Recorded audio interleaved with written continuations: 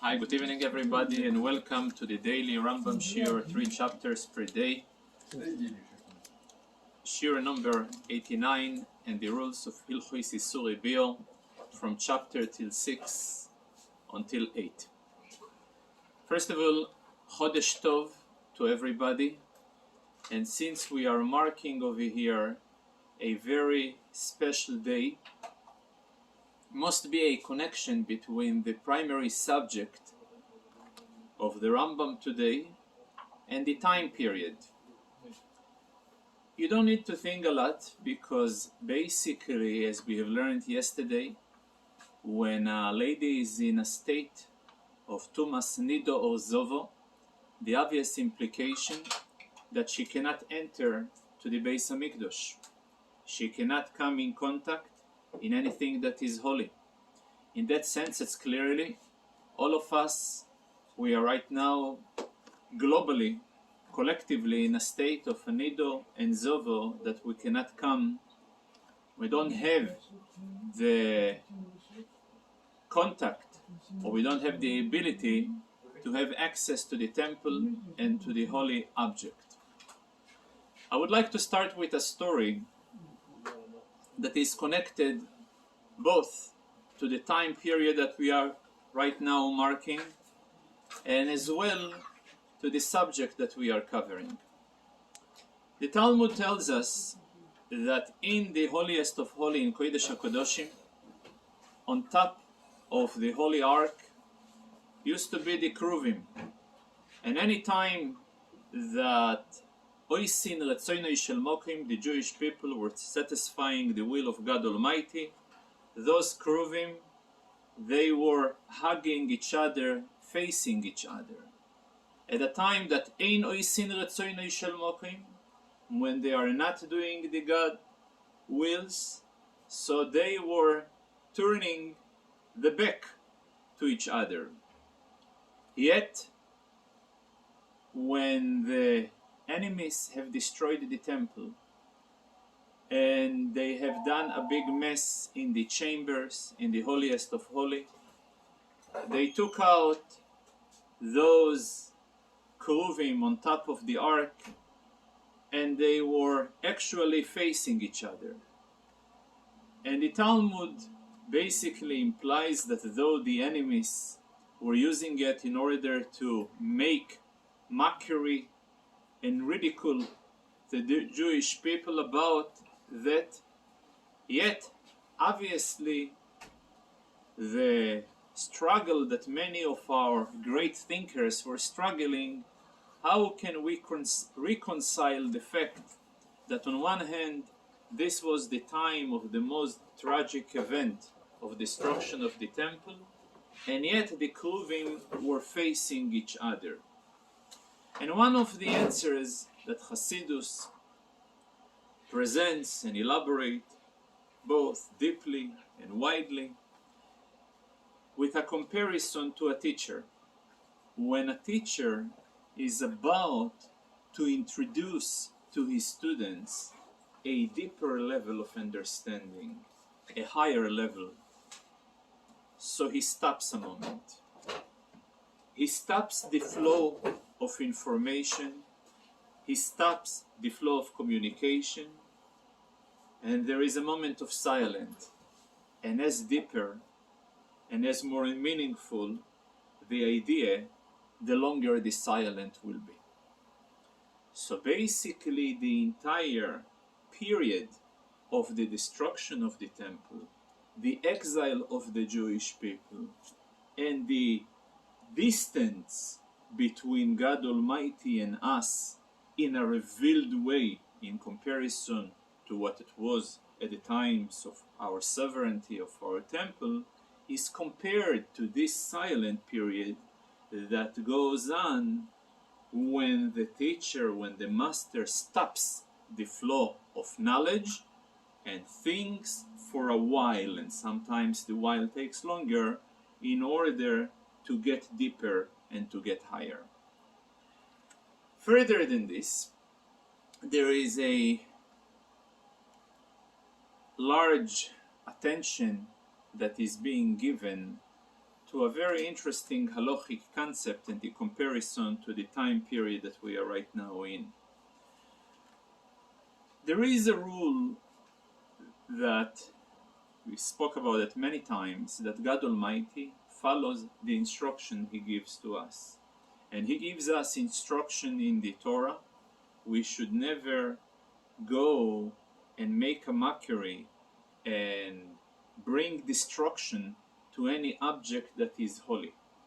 It says, when you're going to get to Israel and you will see the land of Canaan, so many idols and so many foreign worship areas, you should go and get rid of all those idols, erase, wipe them out, destroy the places, the central places of idol worship.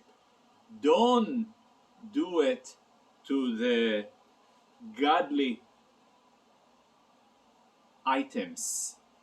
And Chazal are deriving from this text that any person who destroys any object that belongs to the temple, let it be the altar, let it be even a stone from the chamber in the temple, he is violating a negative commandments. So if God gives us such an instruction, we should treat with respect and be careful to the holy object and should definitely not destroy them. How God Almighty Himself, He went ahead and destroyed His own temple while He is commanding us not to do it. And one of the answers that is given is from a halacha in the rules of Shabbat.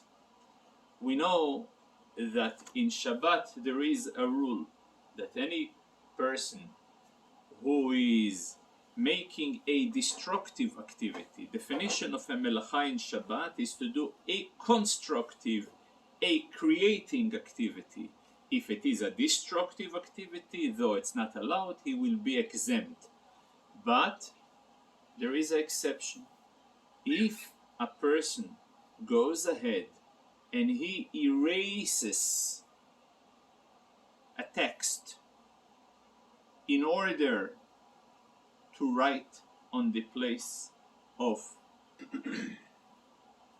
the text that was erased, he will be liable.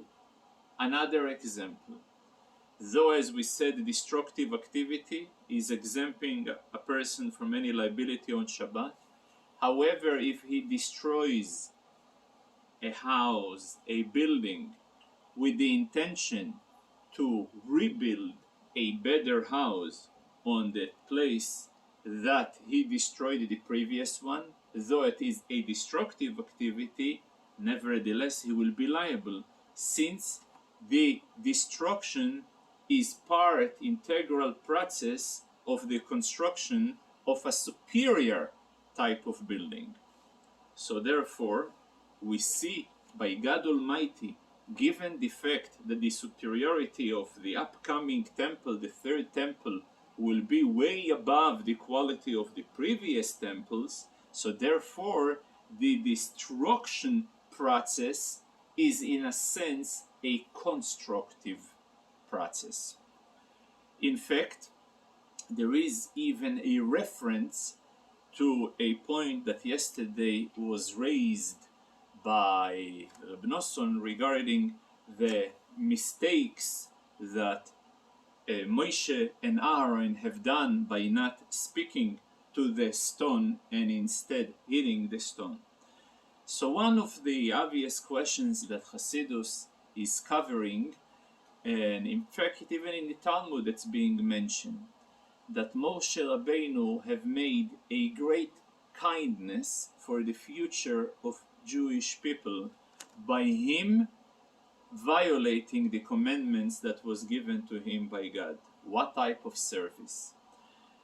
Since we know that anything that Moses have done is on a permanent basis, lo netzach, eternal, anything that he was doing It was eternal. He gave us the Torah, and the Torah is forever.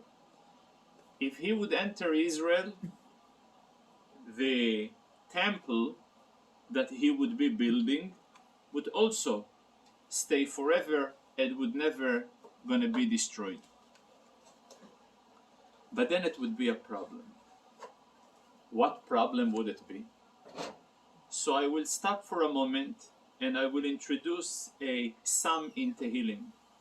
One of the psalms of the Tehillim reads like this: Mizmor leOsoph. Here is a song that Osoph, one of the children of Levi, from the descendants of Korach, he was singing. What was his song?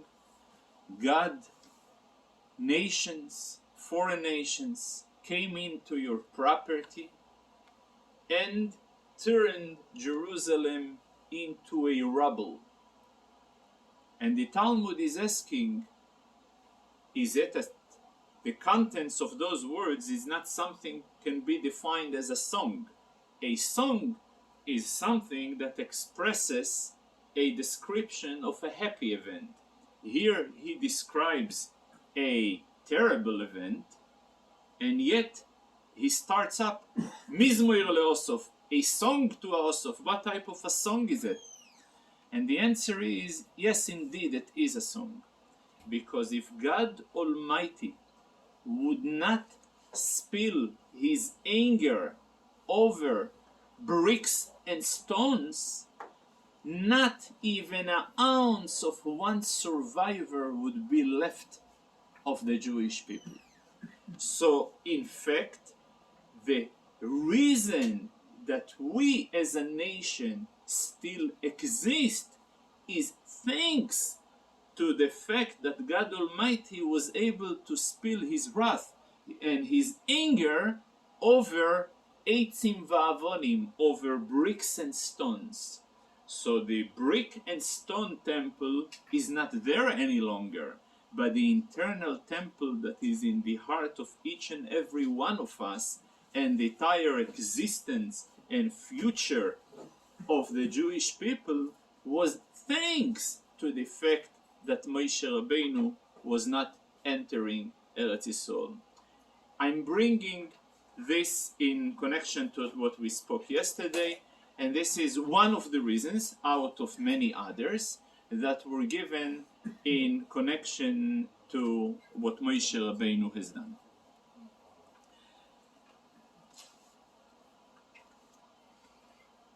In Tisha B'Av, right at the conclusion of the Kinot. Kinot is the prayers that is being recited on Tisha B'Av, that many of them expressing pain and mourning of the loss and the exile and the destruction. So the final poetry that is being recited was written by one of the greatest poets of all time, Rabbi Yehuda Halevi. And the song, he cries over Tzion ve'oreho. He cries over Zion and the cities of Zion, and he compares them k'moi isho betzireho.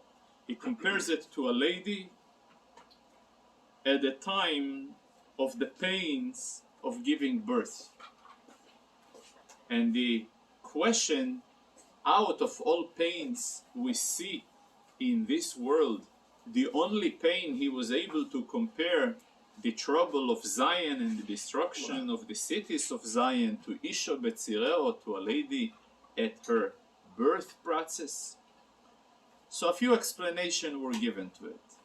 First explanation, in light what we have said right now, that in fact the long period of exile, darkness, pain, trouble that we suffering that we went through and we're going through throughout the 70 years is a prolonged process of pregnancy, and right before the final birth the pains are so terrible. But then we're going to see in today's halachic aspect that there is something interesting about birth.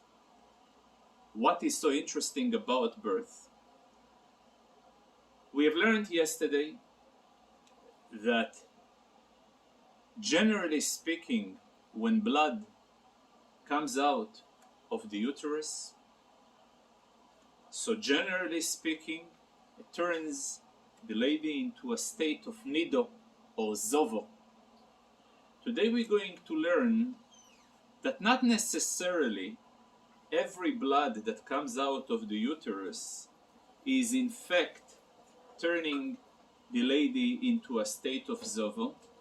If it comes, this particular blood, at the time of birth, and she happens to be at the period that the days of hers are day of zivo and she had pain, so biblically this blood is not going to turn her in a state of tum'ah. She will still remain tahara. So in a sense, the pain that she experienced is compensating or in exchange for her being tameh, and she remains in the state of purity. Soon we're going to go through the halachos as well, and we're going to go stage by stage.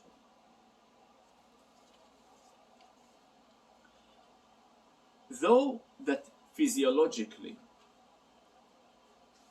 all the bloods, whether it is blood of a nido, whether it is a blood of a zovo, whether it is a blood of yoiledes, they all coming out from the same place, yet the halachic definition will be changed and the implication will be changed based upon the time and the circumstances that this blood is flowing. For example,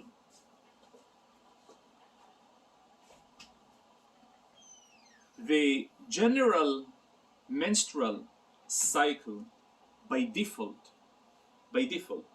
of a lady is called Yemei Nido.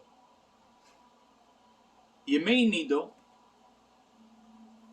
biblically, when she sees blood, whether she see it 1 day, 2 days, 3 days, she needs to be, from the moment she sees until the end of 7 days, be in a state of tumo, impurity. The implication: A, intimate relations are forbidden; B, entry to the temple and contact with holy object are forbidden, and if was any contact or entry, there is other implication which we'll touch when we're going to get to this halachos.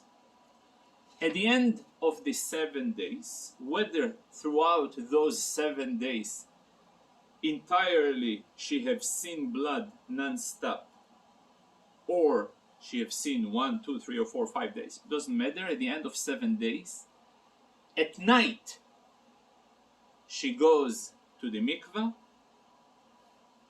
and immediately she can enter to the temple and as well have relations with her husband, biblically. Now, a day after those 7 periods, the upcoming 11 days will be defined as days of zivo. Days of zivo,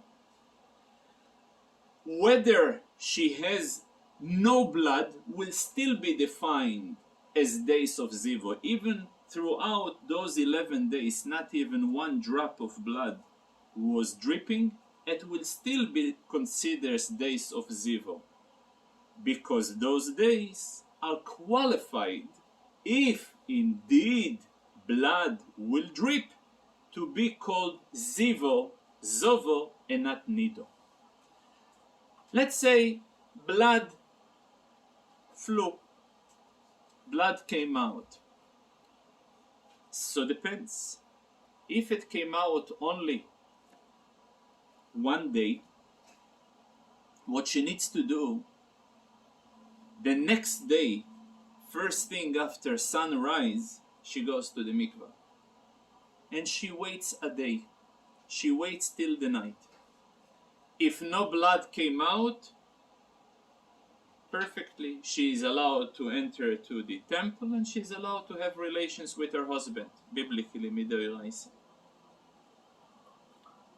Then, it's called, she needs meshameres yoim keneged yoim, against the day that she was actually flowing blood, she needs to preserve and guard another day. Let's say the second day as well, blood was dripping. She needs on the third day, first thing in the morning, to go to the mikveh and then wait until the night. If throughout the entire day was no blood, no problem. So if she have seen whether one day or 2 days throughout the period that is called Yemei Zovo, she will be called a Zovo Ktano, and on the 4th day, in case that throughout the 3rd day no blood was coming out, she will be permitted to be with her husband and she will be permitted to go to Beis HaMikdash. What happened if 3 days on a row, 1st, 2nd, and 3rd days of the Yemei Zovo, blood was dripping? Then she must count, well, she needs to wait until the blood will end. So let's say if the blood ended after the 3rd day, she needs to count 7 clean days. And after the 7 clean days, she will be allowed to have relations with her husband and to enter to Beis HaMikdash. So if we will summarize the pros and the cons of Yemei Nido versus Yemei Zivo. In days of Nido, A, the mikveh is in the conclusion of the 7 days at night. B, there is, even if she saw for one day in Yemei Nido, she needs to be separated for 7 days. But if she saw 7 days, at the conclusion of 7 days, she needs to go to the mikveh and she is allowed. She doesn't need to count 7 clean days. This is about Yemei Nido. In Yemei Zivo, the pro, that if she saw only 1 day or 2 days, she doesn't need to wait any longer. At the moment that she saw 3 days or more, then a necessity to count Shiv Onekim, 7 days are necessary in order to be matir, in order to permit her to be with her husband. Regardless if the 4th day was clean. Correct. Regardless. Correct. At the moment that you enter in 3 days, then 7 days are... Now, given the fact, so basically according to the Rambam, through all the life of a lady is basically one long 7-11. 7 days of Nido, 11 days of Zivo. In those 7 days of Nido that I'm able to determine, the implication will be as we have mentioned, and the 11 days of Zivo, the implication will be as it is mentioned. For that reason, sometimes a lady will be able to see for 11 days and not necessarily she will be a Zava. She won't need biblically to clean, to go for clean 7 days. How is it possible? Very possible. Let's say a lady happens to see in her 10th and 11th day of Yemei Zivo, and then the Yemei Nido started. So she cannot be a Zovo Gdoilo, because in order to be a Zovo Gdoilo, you gotta have 3 days in the Yemei Zovo, in the days of Zov. But she had her first 2 days was the last days of Yemei Nido, then the entire she had her 10 and 11 days of Yemei Zoivo, her first 2 days, then the 7 days of Yemei Nido. So you have over here so far 9, and then you have the first and second day of Yemei Zoivo. So together you have 7 and 4, you have 11 days, but not necessarily she'll be a Zovo, because there is no 3 days of blood in the days of Zovo. So for that reason, the only way that a lady is 100% can be Zovo if she have seen 12 days. If a lady actually saw 12 days in a row, then even biblically 100% she is a Zovo Gedoilo, and 7 days Nekim, clean 7 days, must be applied. And then at the end of 7 days, she needs to go to the mikveh in the biblically, at the 7th day in the morning. And at the 8th day, at the times of the temple, she goes ahead and brings a korban in Beis HaMikdash. And the korban are being eaten because she's for sure a Zovo. That's the... Can you please translate the word Zovo? Zovo is... Zav is dripping. Nido is not necessarily... Nido is somebody who is thrown, removed. The idea of removal, or na vanad tiyeh ba'aretz, the roots of the word nido can be someone who is being sent away, someone that is shaken or removed. The idea of Zovo is someone that there is a drips out of her. And therefore, the cycle, the default, that most likely, that is the acceptable, the menstrual cycle is generally a reference to the days of Nido. Zovo is an unusual case that happened, and therefore also the treatment, both biblically and halachically, is something that is unusual. Today we happen to apply both humrois, both severe ends. On one hand, the mikveh is being done by night like a nido. On the other hand, there is application of 7 clean days like a zovo. So today we are taking both of the humrois.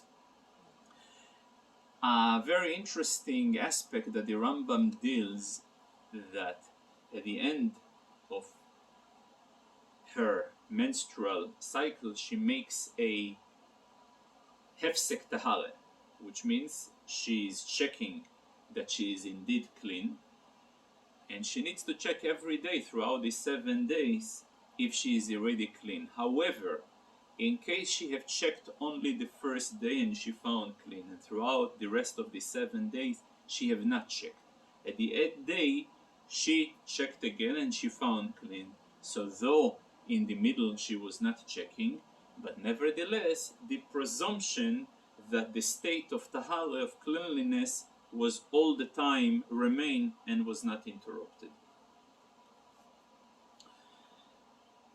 We have mentioned before about the pain of our people is compared to a pain that a lady experiences while she gives the birth.